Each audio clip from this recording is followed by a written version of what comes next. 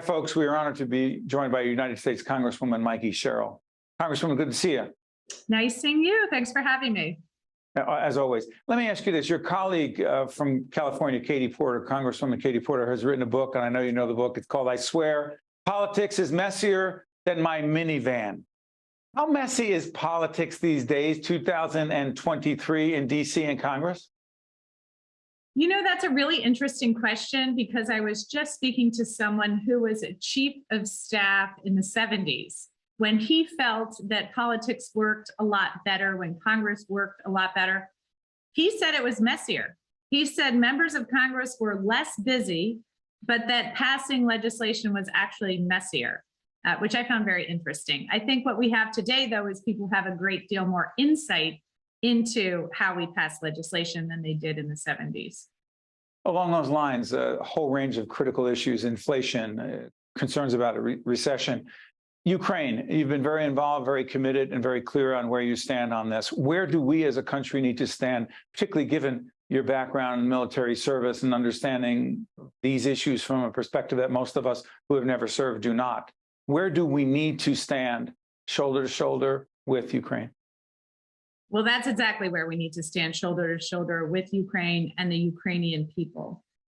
One of the great leadership moments of the United States of America was coalescing our democratic allies in NATO. And that really ensured that until 2014, we hadn't seen a nation overtaking the sovereignty of another nation in Europe, which was really amazing because the United States, the world had been drawn into endless cycles of war originating in Western Europe. And that ended that effectively for many, many decades. Unfortunately, with the encroachment of Russia into Ukraine and the nations around the world watching carefully, other would-be autocrats or nations that would like to take over the sovereign territory of other regions, they are watching this very, very closely. So it is imperative that Ukraine win this and that Russia understand at the end of this that this was a huge mistake and they cannot continue to do this. They can't, take a period of time off as they did after 2014, reassess, and then come back and do this again. We need to make sure that we can build a lasting peace after this. Congresswoman, follow up on that real quick before we move to immigration. The biggest difference in terms of our national policy as it relates to the war in Ukraine and our interaction with Russia and Vladimir Putin between Donald Trump and Joe Biden is? Well, I think what you see is Donald Trump, and this was one of my great concerns about his presidency. And as you probably know, I had many concerns, but this one, I think, really was shaking some of the foundations of our relationships around the world. Is Donald Trump was far more attracted to autocrats like Putin, like Xi, very impressed when Xi became president for life. You could probably see in some of that the idea that he would try to carry out on January 6th when he tried to stay in office. So I think it was very dangerous that he was forming closer relationships with people and countries that stood contrary to our values and pushing aside those key democracies that have stood with us so many times over the last several decades since World War II in promoting democratic values across the world. President Biden has not done that. In fact, I will tell you, before my first trip to Kyiv in the weeks leading up, it was about a week and a half before the war started, I went to Kyiv. We spoke to President Zelensky. We stopped in Brussels on the way there, and I spoke with our NATO allies in Brussels. The sense of relief was palpable that the United States was ready to lead again. We are the key leader in NATO, and you could tell that our NATO allies were very relieved to have us back and then very willing to coalesce behind our leadership to support Ukraine. I want to get to immigration in a second, but the Jersey Strong agenda, dealing with the SALT deduction, saving SALT deduction, taking care of veterans, and dealing with auto thefts, optimizing women's health care, nominating more labor representatives, getting, quote, stuff done. Question, we have an initiative called Reimagine Childcare. The website will be up. Where does childcare, affordable, accessible childcare fit into this Jersey Strong agenda? The Jersey Strong agenda is based on what I hear directly from my constituents. So of course, childcare is enmeshed in that. I have to tell you that my oldest is 17 years old, and I still remember 17 years ago desperately trying to find childcare somewhere that was safe and affordable. And it turned out I found somewhere that was safe, but certainly I wouldn't call it affordable because I was paying my entire paycheck at different times into childcare. That has not changed. It's grown worse for working families today. In fact, a single parent the median income pays about 40% of that income in childcare.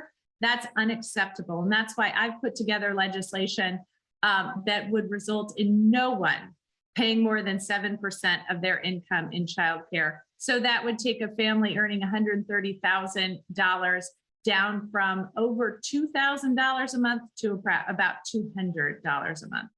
By the way, go on the Congresswoman's website to find out more about her policy initiatives.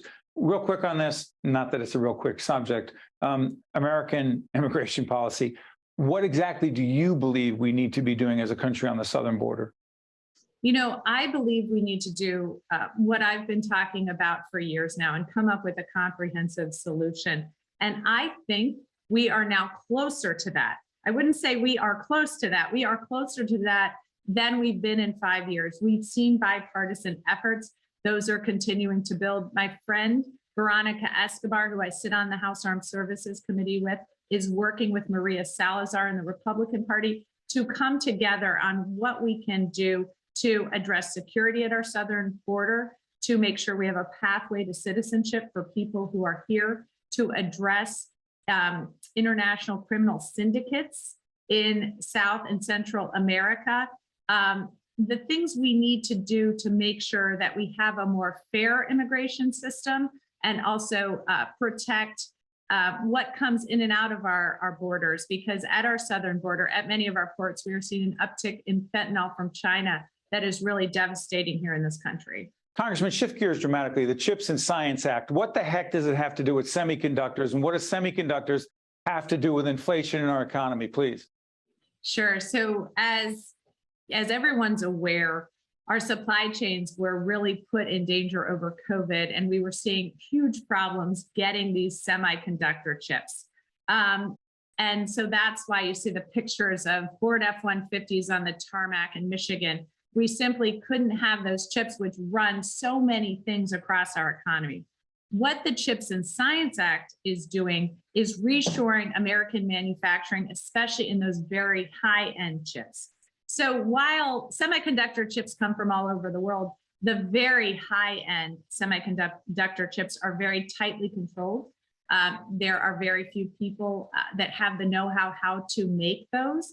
And so we are making sure that not only do we produce them here, but we also are making sure that we can control that technology, because we have learned we just can't trust China in some of these national security spaces to be good partners. We've seen too much technology transfer, forced technology transfer, too much espionage, IP theft. So that's why we are fencing off certain national security areas where we will only produce those with trusted partners. And much of that we are now reshoring home to produce those here in this country. You've been listening to United States Congresswoman Mikie Sherrill, happens to be the member of Congress who represents the community I live in. And we appreciate you joining us, Congresswoman, and we'll continue the conversation with you in the future. And while we're not a political program that does political prognostication or horse racing or what's coming up in a future election, just want to disclose that there are a fair number of people who talk about the Congresswoman as a potential candidate for governor in the great state of New Jersey in 2025. Doesn't feel that far off. Congressman, thank you so much for joining us. We appreciate it. Thanks so much for having me. I'm Steve Adubato. That's the Congresswoman. See you next time. State of Affairs with Steve Adubato is a production of the Caucus Educational Corporation. Funding has been provided by the Turrell Fund, supporting Reimagine Childcare, New Jersey Institute of Technology, New Jersey Sharing Network, Horizon Blue Cross Blue Shield of New Jersey, IBEW Local 102, Operating Engineers Local 825, Eastern Atlantic States Regional Council of Carpenters, Veolia, the Port Authority of New York and New Jersey, and by these public-spirited organizations, individuals, and associations committed to informing New Jersey citizens about the important issues facing the Garden State, and by Employers Association of New Jersey. Promotional support provided by AM 970 The Answer, and by New Jersey Monthly. I am alive today thanks to my kidney donor. I am traveling and more active than ever before. I'm alive today thanks to my heart donor. I'm full of energy and back singing in my church choir. I'm alive today thanks to my lung donor.